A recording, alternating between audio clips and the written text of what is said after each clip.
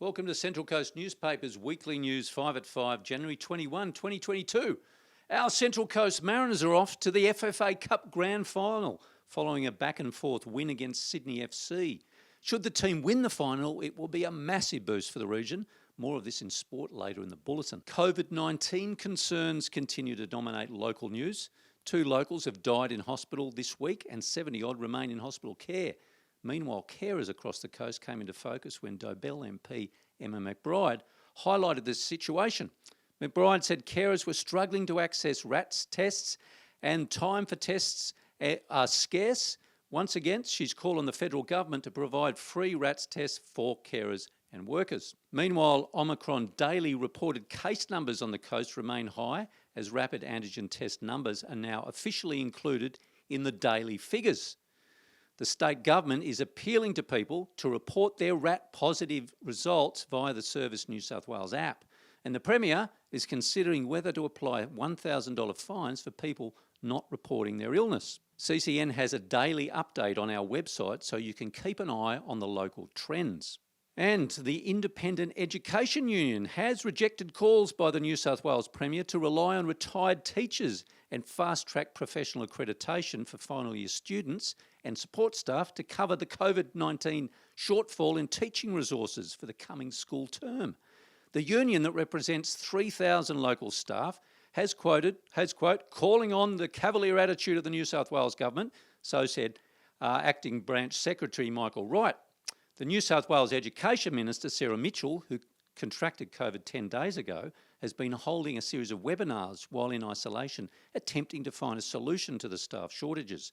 And a spokesman for her department said many final year university students and retired principals have already volunteered to be part of the backup workforce to keep classrooms open.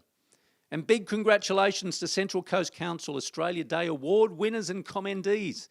This year's Citizen of the Year went to founder of the Rivers Cares Group at Spencer, Robin Downham. She was one of 12 outstanding citizens recognised at an online Australia Day Awards ceremony this week. It is a day of great challenge for me and many others, but the theme this year is another crossroads of Australian society. The message should be that there is nothing to fear or lose in the recognition of historical truth, or the extension of social justice, or the deepening of Australian social democracy to include all Australians.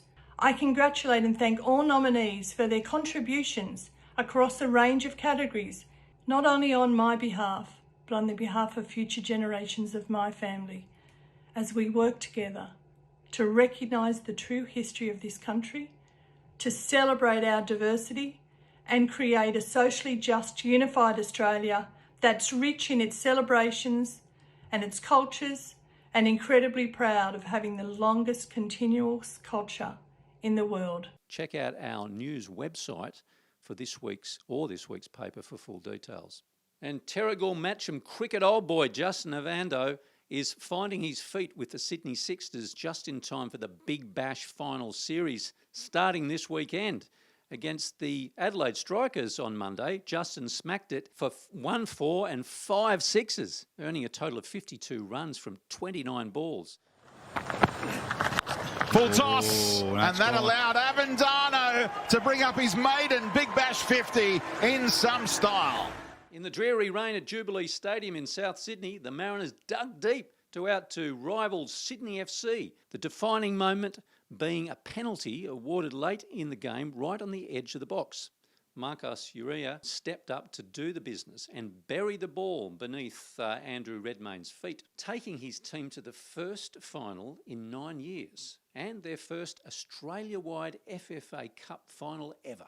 This contest will be against the winner of the semi-final 2 between Wellington Phoenix and Melbourne Victory. In the meantime, this Sunday's A-League fixture at Central Coast Stadium against Melbourne City. And of course, all these stories and frankly, tens of thousands more can be found on our news website without a paywall. And in this week's editions of the Coast Community News, the Coast Community Chronicle up north and the Pelican Post. And remember to subscribe to our email newsletter. You can do that on our site and our socials via YouTube, Twitter, Facebook, Spotify and Instagram for updates throughout the week. We leave you this week with footage from the Freestyle Kings live show set to come to Central Coast Stadium on February 19th. The Freestyle Kings live show is coming to Gosford at the Central Coast Stadium, featuring the best riders on the planet. Daredevil superstar Robbie Madison, X Games gold medalist Jackson Strong, Rob Adelberg, Taka Hikishino, and more. Get ready for the madness. Plenty of entertainment for the whole family. Capture the crown best trick, whip contest, music, fire breathers, and more. Don't miss out on the most anticipated live action show taking over Gosford, February 19, 2022. Tickets available now at Ticket Tech and FreestyleKings.com.